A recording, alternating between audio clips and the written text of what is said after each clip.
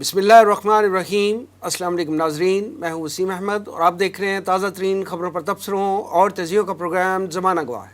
ناظرین، ماہ رمضان کی مبارک ساعتوں میں اسرائیلی فوج نے ایک دفعہ پھر مسلمانوں کے قبلہ اول کی بے حرمتی کی ہے۔ صہیونی گنڈوں نے مسجد اقصیٰ کے احاطے پر دھاوا بولا اور وہاں عبادت میں مصروف مرد و خواتین پر نہ صرف بہیمانہ تشدد کیا بلکہ فوج نے اپنے حصار میں انتہا پسند یہودیوں کو مسجد اقصیٰ کی حدود میں داخل کیا۔ ظلم و بربریت کی اس گھرونی واردات میں 100 سے زائد افراد زخمی اور 500 سے زائد فلسطینیوں کو گرفتار کر لیا گیا اور مسجد اقصیٰ میں 40 سال سے کم عمر افراد کے داخلے پر پابندی لگا دی گئی۔ ناظرین، یہ بات اب روز روشن کی طرح عیاں ہو چکی ہے کہ صہیونی فورسز کو عالمی طاقتوں نے مسلمانوں کے خلاف لائسنس ٹو کل دے رکھا ہے۔ فلسطینی مسلمانوں کے خلاف دن بدن بڑھتی ہوئی اسرائیلی جارحیت کس گریٹ گیم کا حصہ ہے اور اس گمبھیر صورتحال سے نپٹنے کے لیے احادیث مبارکہ میں مسلم امہ کو کیا روڈ میپ دیا گیا ہے، اس حوالے سے مسلمانان پاکستان اور امت مسلمہ کی کیا ذمہ داریاں ہیں، ہم آج کے پروگرام میں اس موضوع پر تفصیلی گفتگو کریں گے۔ میرے ساتھ شریک گفتگو ہوں گے امیر تنظیم اسلامی جناب شجاع الدین شیخ صاحب، معروف عالم دین مولانا محمد حسین اکبر صاحب،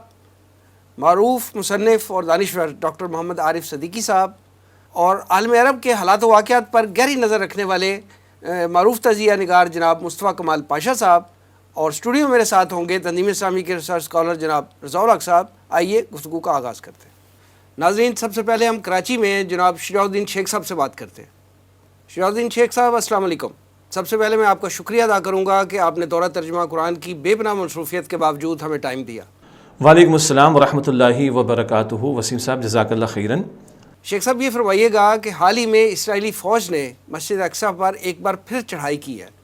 اور رمضان المبارک کے دوران فلسطینی مسلمانوں پر بہیمانہ تشدد کیا ہے، اس پر آپ کیا کہیں گے؟ دیکھیے،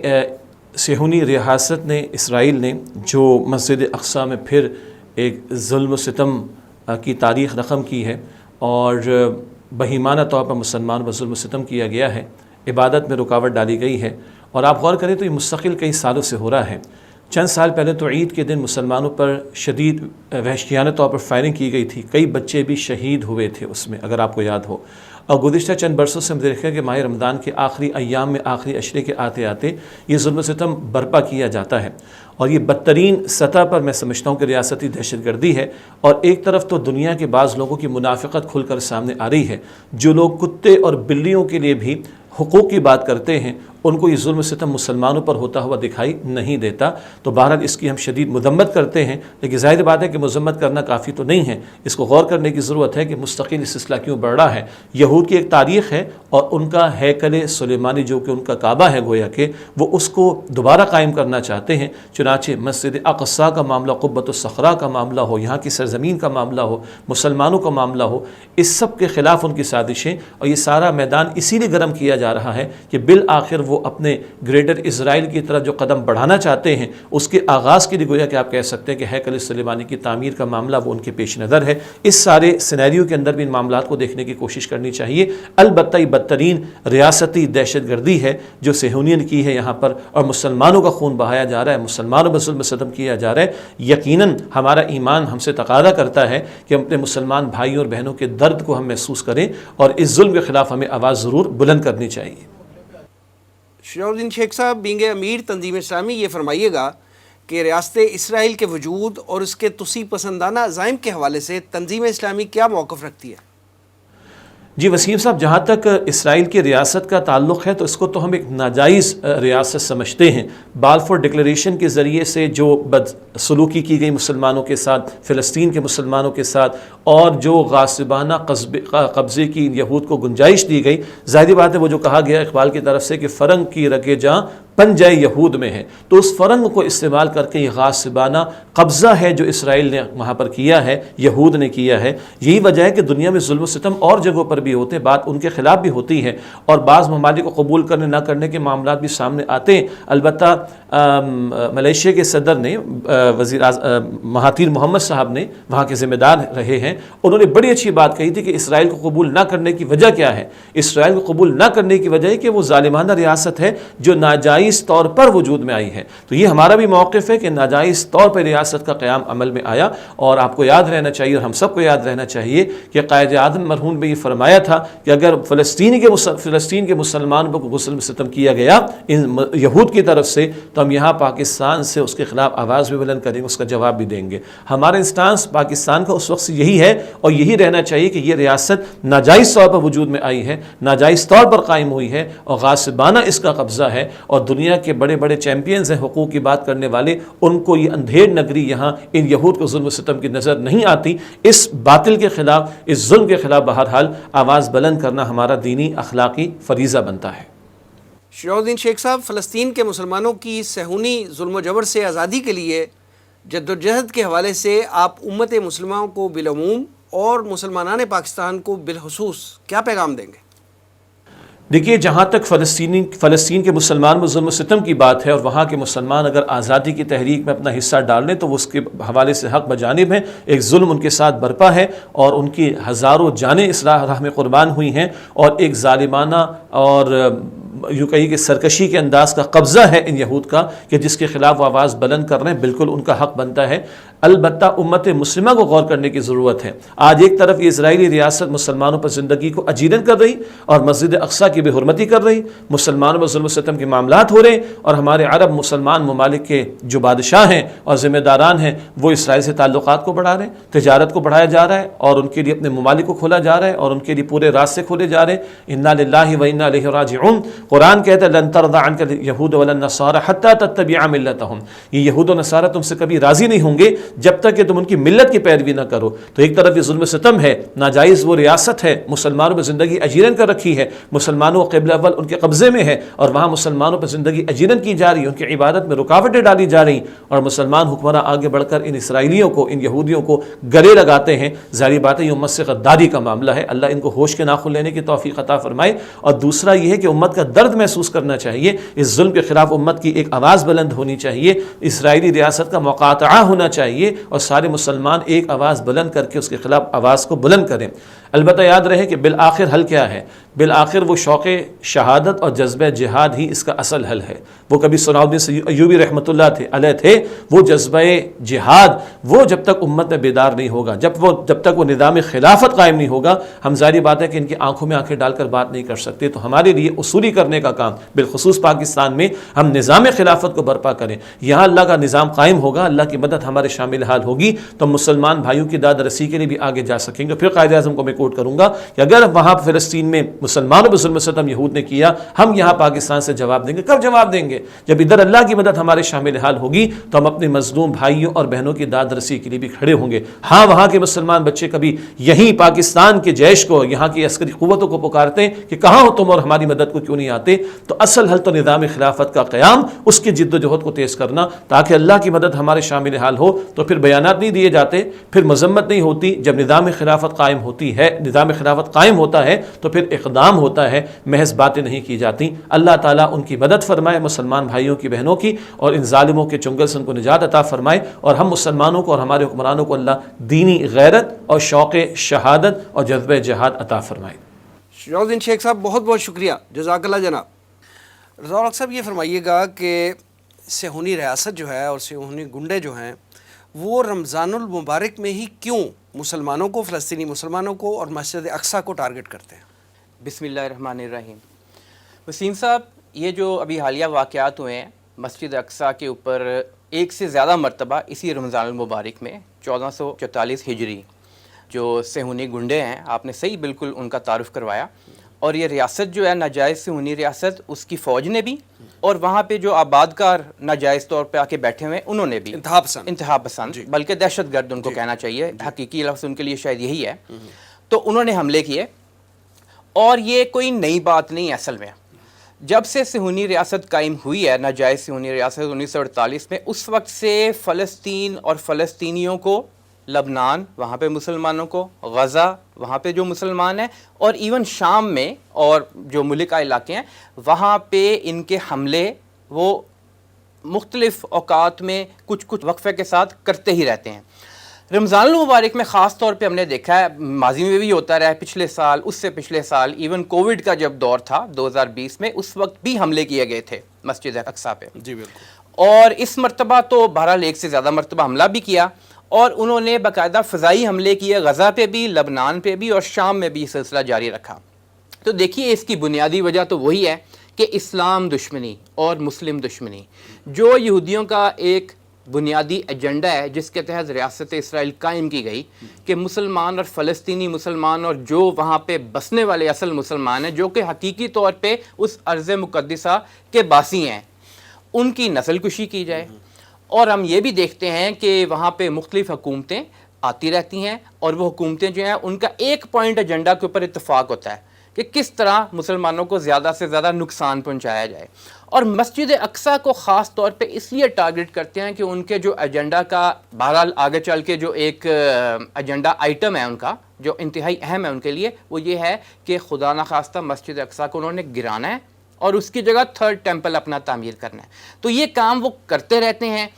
یوں کہا جا سکتا ہے کہ جہاں تک مسلمانوں کا تعلق ہے تو کیونکہ وہ ایک مقولہ ہے نا کہ ہے جرم ضعیفی کی سزا مرگ مفاجات, تو امت مسلمہ کیونکہ تقسیم ہے, ہمارے پاس طاقت نہیں ہے تو ہم ان کے اوپر کچھ بیانات تو دے دیتے ہیں جب وہ اس طرح کی وحشیانہ حرکتیں کرتے ہیں, لیکن ان کے راستہ روکنے کے لیے کوئی ہم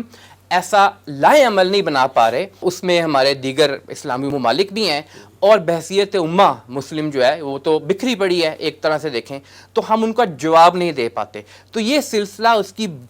کئی وجوہات ہیں لیکن بنیادی وجہ یہی ہے کہ جس مقصد کے لیے ریاست اسرائیل قائم کی گئی اس کو حاصل کرنے کی طرف وہ آگے بڑھ رہے ہیں اور اس کے لیے پھر وہ ماہ رمضان المبارک مسلمانوں کو مقدس مہینہ مسجد اقصیٰ تو وہ اس پر حملے کرتے ہیں تاکہ اشتعال دلایا جائے اور پھر ان کے لیے ایک بہرحال ووٹ لینے کا بھی بہانہ بن جاتا ہے. اسرائیلی وزیر اعظم یا حکومت جتنا زیادہ ظلم کرے گی فلسطینیوں پہ اتنی زیادہ پاپولر ہوگی وہاں, کیونکہ انتہا پسند ہی ووٹ دے کے اپنی حکومت منتخب کر رہے ہوتے ہیں. وہ بنا ہی ایسی ہے, ریاست بنی ہی ایسی ہوئی ہے وہ. تو بہرحال یہ اس کی مختلف وجوہات ہو سکتی ہیں. ذوالحق صاحب, مڈل ایسٹ کے حالات و واقعات پر گہری نظر رکھنے والے تجزیہ نگار جناب مصطفیٰ کمال پاشا صاحب ہمارے ساتھ لائن پہ ہیں, آئیے ان کی بھی رائے لیتے ہیں. مصطفیٰ کمال پاشا صاحب السلام علیکم. وعلیکم السلام جناب وسیم صاحب. جناب یہ فرمائیے گا کہ ناجائز صہیونی ریاست اسرائیل کی تاریخ اور عزائم سے متعلق ہمارے ناظرین کی مختصراً رہنمائی فرما دیں. جہاں تک آپ کا یہ سوال ہے کہ ناجائز صہیونی ریاست اسرائیل کی تاریخ اور عزائم سے متعلق میں بات کروں تو گزارش یہ ہے کہ جو آپ نے اپنے سوال میں کہا کہ ناجائز صہیونی ریاست, تو پہلے تو یہ میں آپ سے اختلاف کروں گا تھوڑا سا کہ یہ جو ریاست اسرائیل ہے اس میں کوئی شک نہیں ہے کہ یہ ایک صہیونی تحریک کے نتیجے میں قائم ہوئی اور اس کو قائم کرنے میں جو عیسائی ریاستیں ہیں جن میں پیش اس وقت برطانیہ تھا اور اس کے بعد جو امریکہ ہے اس نے اس کی ساخت پرداخت اور اس کو طاقتور بنانے میں کام کیا. تو یہ ریاست ایک ناجائز طریقے سے ناانصافی کے طریقے سے وہاں کے باشندوں کو بے گھر کرنے کے بعد طاقت کے اور سازش کے بل بوتے پہ قائم کی گئی. تو اس حوالے سے یہ ریاست اسرائیل جو ہے اس کا تعلق ہے تو وہ اس کے عزائم جو ہیں وہ اس نے گریٹر اسرائیل, اے عظیم اسرائیل تیری سرحدیں, اور وہ نقشہ جو ہے جو صہیونی ریاست وہ بنانا چاہتے ہیں اس کا جو نقشہ ہے پورا وہ ریاست اسرائیل کی جو پارلیمان ہے اس کے ماتھے پر انہوں نے لگا دیا ہوا ہے. تو اس کے بارے میں تو کوئی ہمیں وہ نہیں ہے کہ اس کے عزائم کیا ہے. وہ گریٹر اسرائیل بنانا چاہتا ہے اور وہ اپنے تخلیق کے ناجائز پیدائش کے پہلے دن سے ہی وہ جو سرحدیں اس نے متعین کی ہیں گریٹر اسرائیل کی, وہ انچ بائی انچ دن بدن وہ ان علاقوں کو ہڑپ کر کے اپنی ناجائز ریاست اسرائیل میں ضم کرتا چلا جا رہا ہے. تو وہ تو مجھے اس بارے میں کوئی شک نہیں ہے کہ وہ اس ریاست کو قائم کرنے میں کامیاب ہو بھی چکا ہے اور جو باقی علاقے رہتے ہیں وہ ان کو بھی ہڑپ کر کے وہ کامیاب ہو جائے گا. محترم پاشا صاحب یہ فرمائیے گا کہ کیا اسرائیل کے توسیع پسندانہ عزائم کی راہ میں نیا ابھرتا ہوا بلاک جس میں چین, روس اور بعض مسلم ممالک بھی شامل ہیں کوئی رول ادا کر سکتا ہے؟ اس بارے میں ایک بات پہلے یہ ذہن میں رکھیے کہ جو عالمی منظر پہلے تھا اور جو اب نیا عالمی منظر نامہ ابھر رہا ہے وہ بڑی طاقتوں کی ضروریات اور خواہشات کے مطابق ترتیب پا رہا ہے. نئے نہ تو پرانے جو اتحاد تھا اور منظرنامہ تھا عالمی اس میں مسلمانوں کے مفادات یا مسلمانوں کی مرضی اور رضا شامل تھی، اور نہ ہی مسلمان اس لائق تھے اس وقت کہ اس میں کوئی اپنے مفاد کی بات اس میں شامل کر سکتے. اور اب بھی ایسا ہی ہے کہ جو نیا منظرنامہ تخلیق پا رہا ہے وہ بھی نئی عالمی طاقتوں کے چین روس کے خیالات مفادات کے مطابق ترتیب پا رہا ہے. جس طرح ہم سرد جنگ میں مسلمان کیپٹلزم کچھ مسلمان ممالک کیپٹلزم کے بغل بچہ بنے ہوئے تھے اور کچھ مسلمان ممالک جو ہیں وہ کمیونزم کے اتحاد کے ساتھ تھے، اسی طرح اب بھی مسلمان جو ہیں مسلمان ممالک جو ہیں ان کی بالکل کوئی معاشی سفارتی سیاسی حیثیت نہیں ہے، تہذیبی حیثیت بھی نہیں ہے کہ اس میں وہ کوئی اپنے مفاد کو شامل کر سکیں. ہاں یہ ہو سکتا ہے کہ ایسے مفادات جو کہ نئے عالمی اتحاد جس کا آپ ذکر کر رہے ہیں اس میں اگر کچھ ایسے مفادات جو ان کے حق میں ہوں اور وہ ہمارے حق میں بھی ہوں تو نیا اتحاد جو ہے وہ ان مفادات کو جو شاید مسلمانوں کو بھی مفاد دے سکیں وہ مان لیں، لیکن پیورلی مسلمانوں کے مفادات کے حوالے سے کوئی بات مجھے برابر ہوتی ہوئی نظر نہیں آتی. اور کیونکہ بات ہو رہی ہے اسرائیل کے حوالے سے تو اسرائیل کیونکہ اس وقت دنیا کی ایک بہت بڑی معاشی سفارتی طاقت ہے تو اس کی جو قوت ہے ایجادات میں مانیٹری سسٹم میں اسلحہ سازی کی صنعت میں بینکاری کے نظام میں ابلاغیات کے نظام کے اندر وہ اتنی مؤثر اور مضبوط ہے کہ اس کو اسرائیل کو مسلمانوں کے مفادات پر قربان کرنے کی شاید کوئی بھی طاقت جو ہے یا اتحاد جو ہے نہ وہ پہلے ہمت کر سکا تھا اور نہ اب جو ابھرتا ہوا اتحاد ہے جس میں گو مسلمان ممالک کچھ شامل ہیں اور کچھ اور بھی شامل ہوں گے. تو مجھے نہیں لگتا کہ مسلمانوں کے فلسطینی مسلمانوں کے مفادات کا بمقابلہ اسرائیل کی ریاست کے اور یہودیوں کی ریاست کے کچھ مسلمانوں کو اس نئے اتحاد سے فائدہ ہو. مسلمانوں کی بگڑتی ہوئی صورتحال جو ہے اس میں مزید بگاڑ پیدا ہوتا رہے گا اور مسلمان مزید تباہی اور بربادی کا شکار ہوتے رہیں گے. مصطفیٰ کمال پاشا صاحب ہمیں وقت دینے کا بہت بہت شکریہ جناب. ضیاء صاحب یہ فرمائیں کہ گزشتہ کچھ عرصے سے ہم نے دیکھا ہے کہ عرب جو اسلامی ممالک ہیں ان کے اسرائیل کے ساتھ تعلقات بحال ہوئے ہیں، سفارتی تعلقات بحال ہوئے ہیں، انہوں نے اسرائیل کو تسلیم کیا ہے. تو آپ کیا سمجھتے ہیں کہ ان کے اس سٹانس سے اسرائیل کا جو معاملہ ہے کہ وہ فلسطینی مسلمانوں کو دبا کر اپنی گریٹر اسرائیل وہاں پہ قائم کرنا چاہتا ہے، کیا وہ اس مقصد میں کامیاب ہو جائے گا جو مسلمان عرب ممالک جو ہیں اس کے حوالے سے ایک سافٹ کارنر پیدا کرتے جا رہے ہیں؟ دیکھیے وسیم صاحب، جو پچھلے کچھ عرصے میں یہ ابراہیم اکارڈز یا جو مڈل ایسٹ پیس پلان کہہ لیں، پھر نارملائزیشن آف ٹائز کے نام سے مختلف یہ انہوں نے عبارتیں یا فریزز ایجاد کیں، اور اس کے ساتھ پھر بہت سارے عرب ممالک ہیں جس میں یو اے ای ہے، عمان ہے، پھر بہرحال کچھ افریقہ کے بھی ممالک ہیں اور دیگر ممالک میں بھی یہ آواز اٹھتی رہتی ہے اکثر، جس میں عرب ممالک بھی ہیں، ایون پاکستان میں بھی یہ آواز بہرحال حکومتی سطح پہ نہ بھی ہو لیکن حکومت سے متعلق جو لوگ ہوتے ہیں، ذمہ داران ہوتے ہیں، وہ چاہے حکومت کا دور ہو یا اس کے بعد جب حکومت ختم ہو جائے تو یہ بات اٹھاتے رہتے ہیں. ہماری این جی اوز بھی اکثر یہ بات اٹھاتی ہیں، بہت ساری جو یہاں پہ ہیں، کہ اسرائیل کے ساتھ تعلقات نارمل کرنے کی ضرورت ہے. اور اس میں یہ ہے کہ اگر نارمل تعلق کر لیے جائیں تو پھر آپ کے جو اس خطے کے بھی حالات اور باقی جو مسلم امہ کے حالات ہیں وہ بھی بہتر ہو سکتے ہیں. حقیقت اس سے بالکل برعکس ہے. اب دیکھیے ابھی جو حال ہی میں ایران سعودی عرب کی آپس میں ایک معاملہ تھوڑا سا آگے بڑھنے کی بات ہوئی ہے، تو تو سب سے زیادہ جس کے پیٹ میں مڑوڑ اٹھے ہیں وہ اسرائیل ہے، اور وہاں پہ باقاعدہ کہا گیا ہے کہ نتن یاہو حکومت کی یہ سب سے بڑی ناکامی ہے اور ناکام ترین حکومت. کیوں؟ اس لیے کہ اس نے اجازت دے دی، الفاظ تو سننے والے ہیں جی کہ کس طرح دو مسلم ممالک آپس میں مل جائیں، دنیا کی سپر پاور کو ایک پالیسی اڈاپٹ کرنے کی اجازت دے دی. اور یعنی کہ وہ یہ جانتے ہیں، مانتے ہیں کہ اگر مسلم ممالک آپس میں اکٹھے ہو جائیں گے، اپنے جو ان کے آپس کی مخاصمت ہے یا کسی بھی صورت میں آپ یوں کہہ لیں کہ ان کی جو اختلافات ہیں اگر وہ دور کر دیں گے تو نقصان تو پھر اسرائیل کو ہوگا، خاص طور پہ مڈل ایسٹ کے علاقے میں. دیکھیے جو ہم یہ سورہ فاتحہ کے اندر جو آخری آیت ہے غیر المغضوب علیہم ولا الضالین جو پڑھتے ہیں، تو اس کے بارے میں یہ جو مغضوب علیہم ہے وہ جن پہ اللہ تعالیٰ کا غضب ہوا، اور ولا الضالین وہ جو کہ گمراہ ہوئے، اس کے بارے میں تو احادیث کے اندر بڑا واضح ہے کہ یہ صحابہ کرام نے حضور صلی اللہ علیہ وسلم سے پوچھا کہ کیا ان سے مراد یہود اور عیسائی ہیں؟ تو آپ صلی اللہ علیہ وسلم نے فرمایا کہ اور کون؟ تو یہی وہ لوگ ہیں جو چاہتے ہیں. اور خاص طور پہ پھر اگر ہم دیکھتے ہیں سورہ مائدہ کی آیت نمبر 51 میں، جس میں حکم ہوتا ہے بعد اعوذ باللہ من الشیطان الرجیم یا ایھا الذین آمنوا لا تتخذوا اليہود والنصارى اولیاء بعضهم اولیاء بعض ومن یتولہ منکم فانہ منہم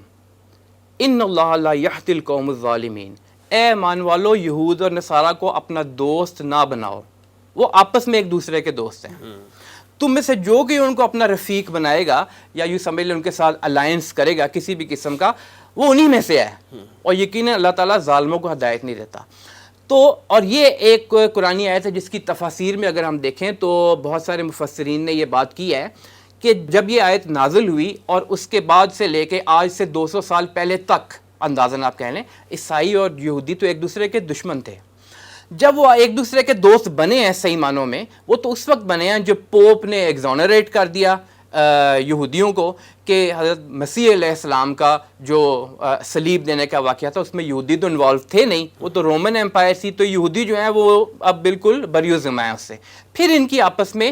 پینگیں بھی بڑھیں، دوستی بھی بڑھی، اور ہم اب دیکھتے ہیں کہ یہ جو زائنسٹ کا نیکسس ہے، کرسچن زائنسٹ اور جوئش زائنسٹ کا، اسرائیل میں بیٹھے ہوئے، امریکہ میں بیٹھے ہوئے، اور آپ کو یورپ کے ویسٹرن یورپ خاص طور پہ جو مغربی یورپ ہے وہاں بھی نظر آتے ہیں. تو یہ جو لوگ ہیں ان کا تو مقصد ہی یہ ہے کہ مسلمان اکٹھے نہ ہوں، نمبر ایک. دوسرا، فلسطین اور مسجد اقصیٰ کے حوالے سے جو ان کی اور اس خطے کے حوالے سے جو ان کے مقاصد ہیں ان کو حاصل کرنا ہے. اس کو حاصل کرنے کے لیے یہ مختلف نام گھڑتے رہتے ہیں، جس میں جس طرح آپ نے فرمایا کہ اپنے سوال میں بھی کہ وہ مڈل ایسٹ پیس پلان کہ جی ان کے ساتھ اچھے روابط قائم کریں، اور مسلمان ممالک اگر ان کے شیشے میں اتر جائیں تو حقیقت یہ ہے کہ ان کو نقصان ہی ہوگا، فائدہ نہیں ہوگا. رضا الحق صاحب، معروف عالم دین علامہ محمد حسین اکبر صاحب ہمارے ساتھ اس وقت لائن پہ ہیں، آئیے ان کی بھی رائے لیتے ہیں. علامہ صاحب السلام علیکم. وعلیکم السلام ورحمۃ اللہ وبرکاتہ. جناب یہ فرمائیے گا کہ ناجائز صہیونی ریاست اسرائیل کو ایران اور سعودی عرب کے مابین تعلقات کی بحالی سے کیا خطرات ہیں، اور کیا امت مسلمہ کی اس انتہائی خوش آئند پیش رفت کو سبوتاژ کرنے کے لیے اسرائیل کوئی اقدامات اٹھا سکتا ہے؟ جناب محترم وسیم احمد صاحب، آپ کا بہت بہت شکریہ کہ آپ نے مجھے اظہار خیال کا موقع عطا کیا. جہاں تک آپ کے سوال کا تعلق ہے کہ ناجائز صہیونی ریاست اسرائیل کو ایران اور سعودی عرب کے مابین تعلقات کی بحالی سے کیا خطرات ہیں، ظاہر ہے وہ خطرات تو بالکل واضح ہیں کہ جب دو بازو اسلام کے آپس میں جڑ جائیں گے، ایک ہاتھوں میں ہاتھ ڈال کے دشمن کے مقابلے میں کھڑے ہوں گے، تو اسرائیل تو یقیناً اس چیز کو پسند نہیں کرے گا. اور جہاں تک تعلق ہے کہ وہ ان تعلقات کو سبوتاژ کرنے کی کوشش کرے گا، اس میں کوئی شک نہیں ہے، وہ کوشش کرے گا یقیناً. لیکن مجھے امید ہے کہ دونوں ملک جو ہیں وہ اپنے ماضی سے سبق سیکھیں گے، اور جو امریکہ نے دونوں کو تباہ کرنے کے لیے دن رات کوششیں کی ہیں اور اب بھی وہ اس میں مصروف ہے، اس سے یقیناً وہ سبق حاصل کریں گے، اور انشاءاللہ تعالی ان تعلقات میں استحکام پیدا ہوگا اور دوام حاصل ہوگا. جہاں تک تعلق ہے کہ یوم القدس جمعۃ الوداع، ظاہر ہے کہ آقا امام خمینی رحمۃ اللہ علیہ نے، ایران کے جو سپریم لیڈر تھے اور بانی انقلاب تھے، انہوں نے ماہ رمضان کے آخری جمعے کو یوم القدس عالمی یعنی انٹرنیشنل قدس ڈے کے حوالے سے اس کو نامینیٹ کیا تھا اور ہر سال منانے کا حکم دیا تھا. اور اپنی زندگی میں انہوں نے یاسر عرفات اور اس وقت کے جو فلسطینی لیڈر تھے ان کو بڑی اہمیت دی، پروٹوکول دیا. اور اس دن سے لے کر آج تک ایران جو ہے وہ اس چیز کو دیکھے بغیر کہ فلسطین کی آبادی تو اکثر سنی حضرات ہیں، شیعہ شاید ہیں بھی یا نہیں ہے، لیکن اس کے باوجود انہوں نے شیعہ سنی کی بات کبھی نہیں کی تھی، اور موجودہ قیادت ایران کی بھی شیعہ سنی کی بات نہیں کرتی۔ انہوں نے مسلمانوں کی مدد کی، مسلمانوں کی مدد کو یہ بھی کہا کہ جہاں کہیں بھی دنیا میں مظلوموں پر ظلم ہوگا، مسلمانوں پر ظلم ہوگا تو ہم ان کی مدد کو پہنچیں گے، اور اس کے لیے ان کے عملی اقدامات بھی آپ کے سامنے ہیں۔ اور ابھی آپ دیکھ رہے ہیں کہ اس وقت جو صورتحال ہے کہ فلسطین کے مظلوموں پر جو ظلم و ستم ڈھایا جا رہا ہے، جس طرح کا آپ نے اشارہ کیا کہ ہر سال ماہ رمضان میں فلسطینیوں کو نشانہ بنایا جاتا ہے، اور اس سال بھی انہوں نے مسجد اقصیٰ میں مسلمانوں کو نماز نہیں پڑھنے دی اور فلسطینیوں پر ظلم پر بریت کے پہاڑ توڑے ہیں، تو اس کا جواب بھی آپ نے دیکھ لیا ہے کہ حزب اللہ لبنان کے جن کی پشت پناہی پہ ایران کھڑا ہے، کسی کو ڈاؤٹ نہیں ہے، انہوں نے میزائلوں کی بارش کر کے اس کا جواب بھی دیا ہے، اور فلسطینیوں کو بھی حوصلہ ہے، اور فلسطینی جو ہیں وہ بھی حماس والے ہوں یا دوسرے گروپ ہوں، سارے کے سارے اس وقت آپس میں یکجہتی کا مظاہرہ کرتے ہوئے اسرائیل کی ان ظالمانہ کارروائیوں کے خلاف سیسہ بلائی دیوار بنے ہوئے ہیں، اور انشاءاللہ یوم قدس جو بہت قریب آ چکا ہے وہ ایک آواز احتجاج پوری دنیا میں پہنچے گی۔ اور ٹھیک ہے، عالمی ادارے اس پہ توجہ دیں نہ دیں وہ اپنی جگہ پر ہے، لیکن بہرحال رسول اکرم صلی اللہ علیہ وآلہ وسلم کا یہ فرمان ہے، من اصبح ولم یہتم بامور المسلمین فلیس بمسلم، کہ مسلمان وہ نہیں ہے کہ جو اس حالت میں صبح کرے اس سے مسلمانوں کے معاملات کی فکر پرواہ تک نہ ہو، بلکہ مسلمان وہ ہے کہ اس حالت میں اٹھے کہ اسے مسلمانوں کا درد جو ہے وہ سونے نہ دے، مسلمانوں کے مسائل مشکلات تکلیفیں اسے بے چین کر دیں، اور جس طرح فرمایا رسول اکرم صلی اللہ علیہ وآلہ وسلم نے کہ مومن جسد واحد ہے، انما المؤمنون اخوہ، مومن تو آپس میں بھائی بھائی ہیں، تو جس طرح بدن کے ایک حصے کو تکلیف ہوتی ہے تو پورے بدن کے تمام اعضاء جو ہیں اس کی مدد کے لیے فوراً پہنچتے ہیں۔ تو مسلمان کا تو کی پہچان یہی ہے کہ دنیا جہاں کہیں بھی کوئی مسلمان ظلم و ستم کا نشانہ بن رہا ہے اس کی مدد کو وہ پہنچیں۔ تو میں سمجھتا ہوں کہ قدس کی آواز جو ہے وہ پوری دنیا میں جاتی ہے، اور اب یہ صرف ایران، عراق، پاکستان یا چند ملکوں تک محدود نہیں ہے، تقریباً پوری دنیا میں اس وقت جا رہا ہے، سوشل میڈیا پہ اس کی کوریج بہت زیادہ جا رہی ہے، اور میں سمجھتا ہوں کہ ہر مسلمان کو اپنے قبلہ اول کی آزادی کے لیے دن رات کوشش کرنا چاہیے، اور جو اس کے پاس وسیلہ آواز پہنچانے کا، احتجاج کرنے کا، اس کو بروکار لانا چاہیے، وہ جلوس کی صورت میں ہو، وہ تقریر کی صورت میں ہو، وہ تحریر کی صورت میں ہو، وہ سوشل میڈیا کو استعمال کرنے کی صورت میں ہو، جس طرح ممکن ہو سکے اسرائیل کے خلاف ہمیں اپنی آواز اٹھانا ہوگی۔ اسرائیل کے بارے میں قائد اعظم محمد علی جناح رحمۃ اللہ علیہ بانی پاکستان نے بھی جو پالیسی اپنائی تھی وہی پالیسی آج تک چل رہی ہے، اور ہم اس پر قائم ہیں، اور قطعاً کسی صورت میں بھی اسرائیل کو قبول کرنے کا سوچ بھی نہیں سکتے۔ اگر کسی حکومت نے یہ سوچنے کی کوشش بھی کی تو پاکستان کے غیور مسلمان جو ہیں وہ قطعاً اس چیز کو نہ صرف تسلیم کریں گے بلکہ اس حکومت کو گھر بھیج دیں گے۔ اس لیے پوری ملت اسلامیہ، پاکستان بالخصوص، ایران بالخصوص، اور باقی امت جو ہے اس معاملے میں متفق ہے۔ امید ہے کہ ان کی یکجہتی جو اور تعلقات کا آپس میں جو بحالی ہوئی ہے اس سے پیش رفت ہوگی، پورے خطے کے لیے پیش رفت ہوگی۔ شام میں فوراً تبدیلی آ چکی ہے، یمن کا مسئلہ بھی حل ہونے کو نظر آ رہا ہے، اور باقی معاملات بھی۔ تو یقیناً اسرائیل کو تو یہ چیز پسند نہیں ہوگی، وہ تو چاہے گا کہ یہ چیزیں ختم ہو جائیں، لیکن انشاءاللہ تعالی یہ ہمیں امید قوی ہے کہ دونوں ملک، کیونکہ آخر اپنا دشمن کا جو حملات ہیں اور دشمن کی طرف سے جو ان کے اوپر ضربے کاری لگائی گئی ہیں اس کو وہ اچھی طرح جانتے ہیں، تو لہٰذا اب اس سلسلے میں امید ہے کہ مسلمان باقی بھی اس سے متحد ہوں گے، آگے بڑھیں گے، اور یقیناً انشاءاللہ وہ دن ہم دیکھیں گے کہ اسرائیل نابود ہوگا اور قدس جو ہے وہ آزاد ہوگا۔ اللہ تعالی ہم سب کو مسجد اقصیٰ میں جو مقام معراج مصطفیٰ صلی اللہ علیہ وسلم ہے نماز ادا کرنے کی توفیق عطا فرمائے۔ علامہ صاحب یہ فرمائیے گا کہ امت مسلمہ ہر سال رمضان المبارک کے دوران جمعۃ الوداع کو یوم القدس کے طور پر مناتی ہے۔ پوری دنیا میں پرامن مظاہرے کیے جاتے ہیں جہاں اسرائیل کی ظلم اور بربریت کو اجاگر کرنے کی کوشش کی جاتی ہے، لیکن اسرائیل کے کان پر جوں تک نہیں رینگتی۔ آپ کے خیال میں اس کی کیا وجہ ہے؟ دیکھیے، امت مسلمہ ہر سال رمضان المبارک کے دوران جمعۃ الوداع کو یوم القدس کے طور پر تو مناتی ہے۔ رہا یہ معاملہ کہ اسرائیل کے کان پہ جوں رینگتی ہے یا نہیں رینگتی، ظاہر ہے کہ دشمن جو ہے وہ تکڑا ہے، اس کے ساتھ دنیا کی سپر طاقتیں کھڑی ہیں، اور یہ ناسور جو مسلمانوں کے ممالک میں یعنی پیدا کیا گیا تھا اور مظلوم فلسطینیوں کی زمین پہ قبضہ کر کے ایک ناجائز ریاست قائم کی گئی تھی، یقیناً یہ ناجائز ریاست جو ہے یہ قطعاً نہیں چاہے گی کہ اسلام جو ہے وہ اپنے پائے یا مسلمانوں کی وحدت جو ہے وہ مضبوط ہو اور اس میں پیش رفت ہو سکے۔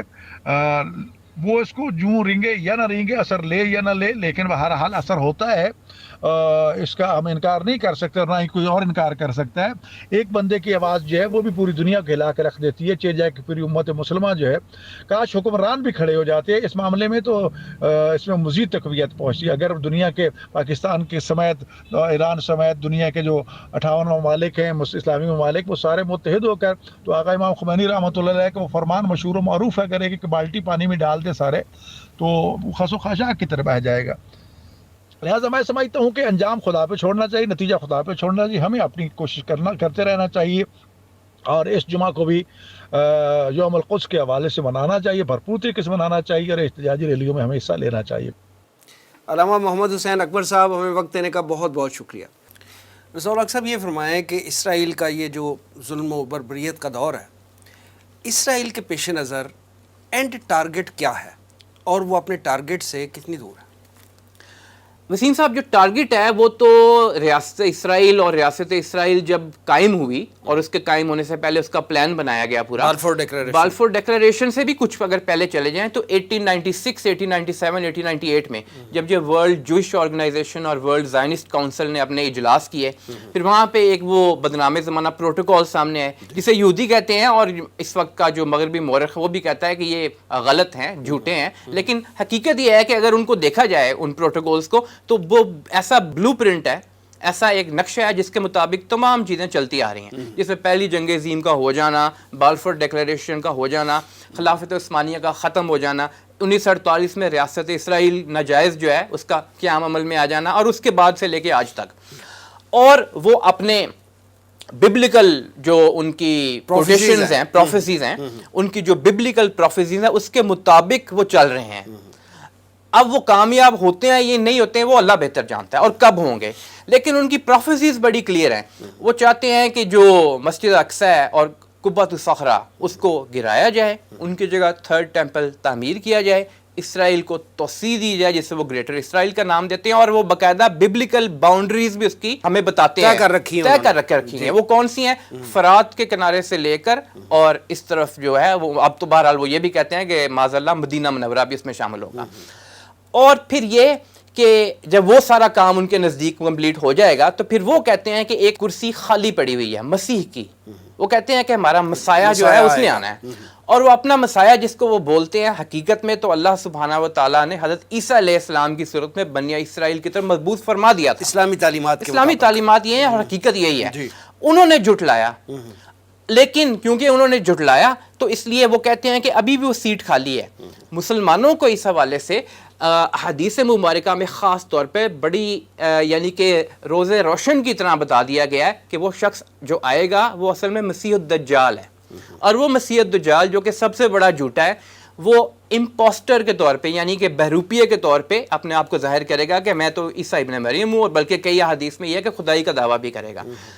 یہودیوں کی اپنی کتابیں جن ہم جانتے ہیں مسلمان کے جن میں تحریف ہوئی ہے, اس کے مطابق جب وہ پورا دجال کا سسٹم ایک قائم ہو جائے گا تو پھر ان کی گولڈن ایج ہوگی جن کا ان سے وعدہ کیا گیا. تو حقیقت یہ ہے کہ یہ تو اللہ ہی بہتر جانتا ہے, ہمیں نہیں معلوم کہ وہ کب کتنا قریب ہیں یا کتنا دور ہیں. بظاہر یہ دکھائی دیتا ہے جس طرح کے حالات و واقعات چل رہے ہیں کہ وہ کوئی کسر چھوڑے نہیں رکھ رہے کہ وہ اس کو پورا کرنے کے لیے اپنا پورا زور لگا دیں,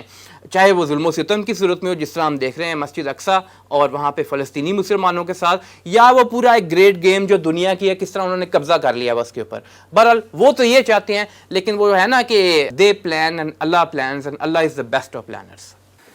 ناظرین, پروگرام کے آخر میں ہم معروف مصنف اور دانشور ڈاکٹر محمد عارف صدیقی صاحب سے بات کریں گے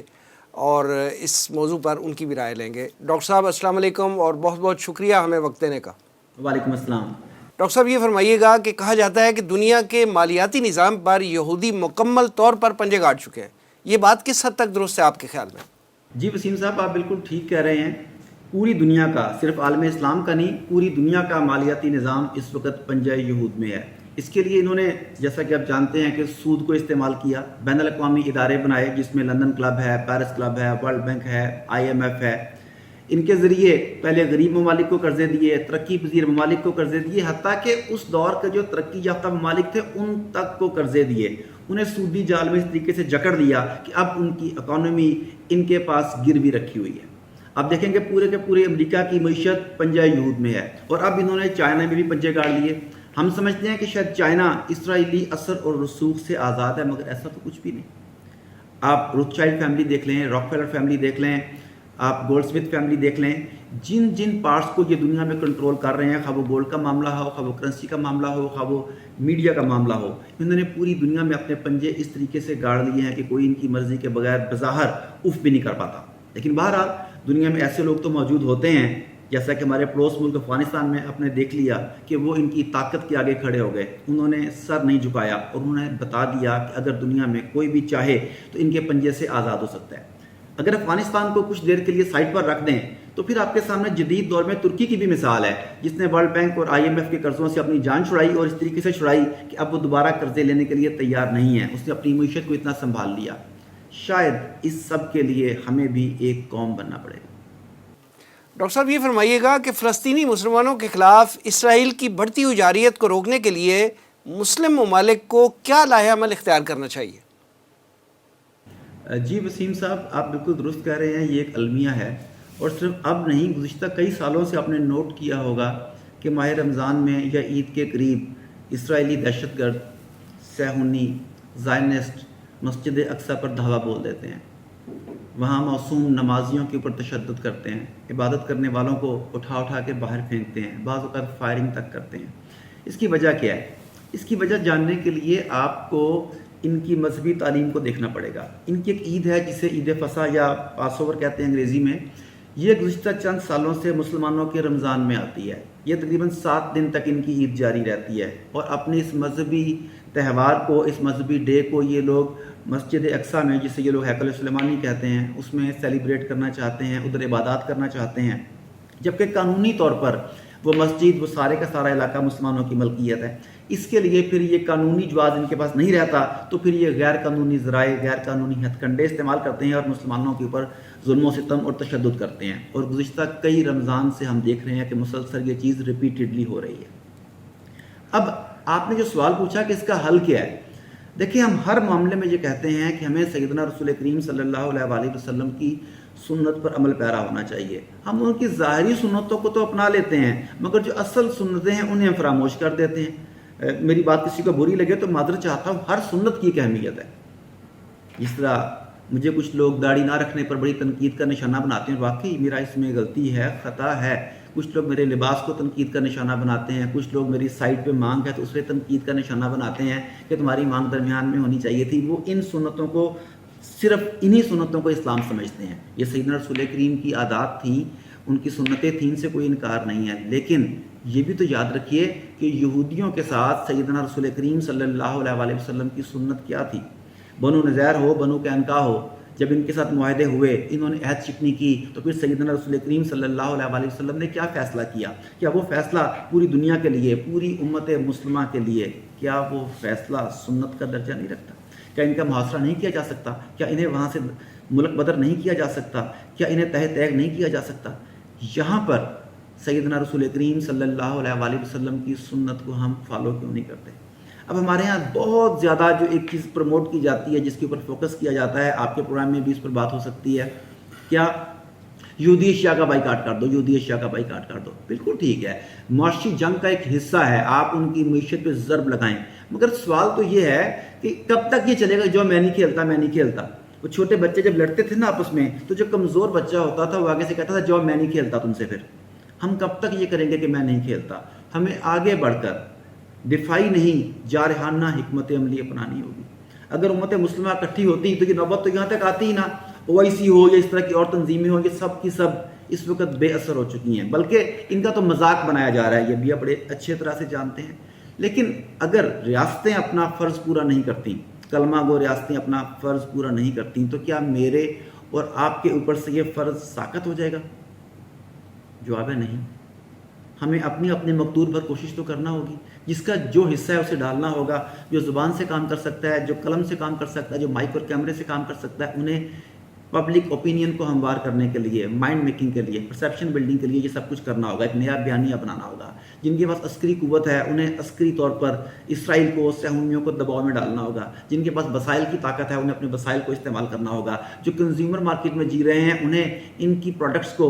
بائیکاٹ کرنا ہوگا تاکہ ان کی معیشت کو زک پہنچے. ہم اس بارے میں کئی مرتبہ بات کر چکے ہیں، مگر المیہ یہ ہے کہ بات صرف نشستن گفتن برخاستن جو کہتے ہیں، فارسی کا ملتا جلتا کوئی ہے، لفظوں کی ترتیب شاید بگڑ گئی ہے میرے سے، لیکن ہم اس سے آگے نہیں جاتے. یہ وقت آ گیا ہے کہ یہودیوں کے لیے دنیا کا ہر خطہ، ہر کونا اس وقت تک غیر محفوظ بنا دیا جائے جب تک فلسطین کے مسلمان مسجد اقصیٰ میں خود کو محفوظ تصور نہیں کرتے. اس کے لیے کیا کرنا ہوگا؟ ہر ایک کو اپنی کیپیسٹی کو جانتے ہوئے لاہ عمل اختیار کرنا ہوگا.